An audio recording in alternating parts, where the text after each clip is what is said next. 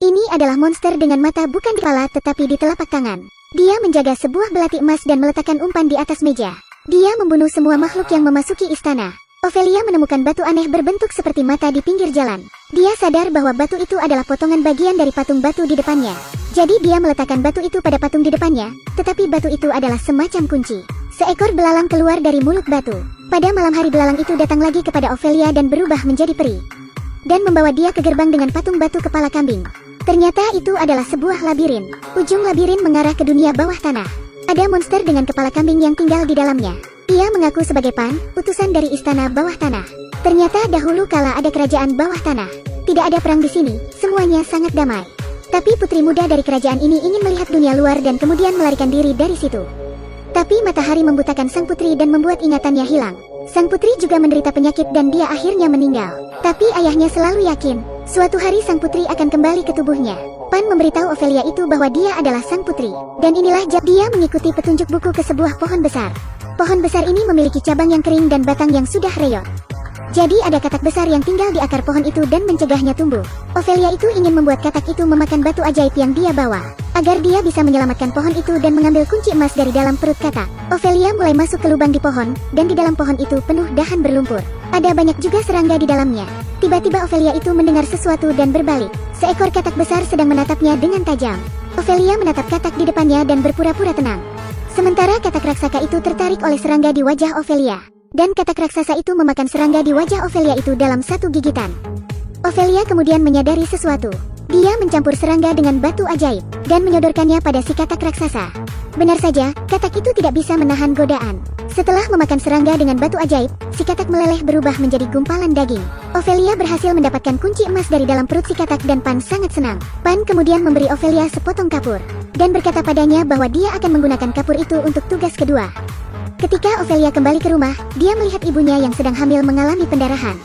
Ophelia sangat mengkhawatirkan ibunya dan meminta bantuan Pan. Pan memberi Ophelia sebuah obat akar abadi, dan menyuruhnya untuk merendamnya dalam susu dan meletakkannya di bawah tempat tidur ibunya. Ophelia kemudian merendam akar itu dalam susu sesuai dengan petunjuk Pan. Pada saat itu akar tersebut seperti menjadi hidup dan mengeluarkan suara terbata-bata seperti membuka peti harta karun dengan kunci emas, dan mengambil belati emas di dalam. Kemudian kembali ke dunia nyata sebelum pasir di jam pasir habis. Pan memberitahu Ophelia bahwa akan ada banyak makanan di ruangan itu. Tapi jangan menyentuhnya, dan jangan mencurinya. Kalau tidak, monster itu akan bangun dan menangkap dia. Ophelia kemudian menggambar pintu di kamar. Ketika dia mendorongnya, ada dunia yang berbeda. Dia berjalan menyusuri lorong menuju lobi. Di dalamnya ada meja yang penuh dengan berbagai makanan lezat. Dan di ujung meja ada monster tanpa mata yang tidak bergerak. Ophelia yang penasaran mengambil piring yang berada di depan monster itu, dan menemukan bahwa di benda di atas piring itu adalah matanya. Dia melihat monster tanpa mata dan melihat sekeliling. Sebuah lukisan dinding tampaknya merekam eksploitasi mulia dari monster tanpa mata. Ophelia buru-buru melepaskan para peri yang dia bawa, yang akan menunjukkan padanya lokasi peti harta karun itu. Dia kemudian mengeluarkan kunci dan membuka peti harta karun, dan dia berhasil menemukan belati emas itu. Saat Ophelia akan pergi, dia tidak dapat menahan godaan. Meskipun para peri telah mencoba untuk mencegahnya, dia mengambil makanan dari meja. Tapi dia tidak tahu bahwa monster tanpa mata itu perlahan-lahan terbangun. Tangan-tangan monster itu mulai bergerak perlahan. Akhirnya, setelah menarik napas dalam-dalam monster itu hidup. Dia mengambil mata dari piring dan menekannya ke telapak tangannya.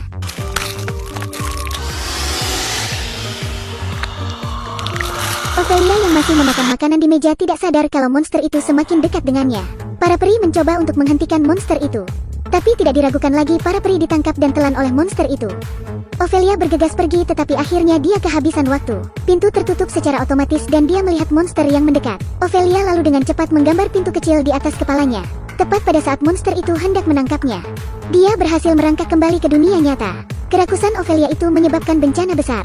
Dia melanggar aturan dan Pan sangat marah ketika dia tahu. Pan menyerah pada Ophelia itu dan siap untuk meninggalkannya di dunia nyata. Namun, pada hari dia menggantikan akar ajaib, dia ditemukan oleh ayah tirinya. Orang tuanya mengira Ophelia sedang mempraktekkan ilmu sihir. Ibunya kemudian melemparkan akar ajaib ke dalam api.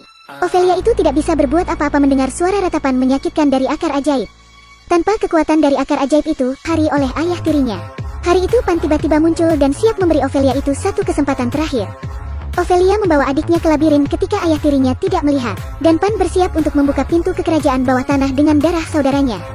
Pada saat Ophelia itu berhenti, dia lebih suka tidak pernah pergi ke kerajaan bawah tanah.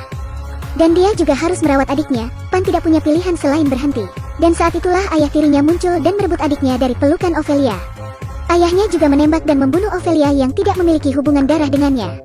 Dan akhirnya darah Ophelia itu yang menjadi kunci untuk membuka gerbang ke kerajaan bawah tanah. Kerajaan bawah tanah terbuka dan cahaya keemasan bersinar. Ophelia akhirnya tiba istana emas. Dan di atas tahta duduk orang tuanya yang telah hidup selama berabad-abad. Sekarang mereka adalah raja dan ratu yang agung. Sang ibu mengatakan bahwa pilihan untuk mengorbankan saudara laki-lakinya adalah ujian pamungkas. Dan ternyata Ophelia telah lulus ujian itu. Ada yang bilang itu semua hanya imajinasi Ophelia. Tapi saya lebih suka percaya bahwa Ophelia kembali ke kerajaan bawah tanah. Bersatu kembali dengan orang tuanya di dunia tanpa perang dan penuh kedamaian. Hidup bahagia dan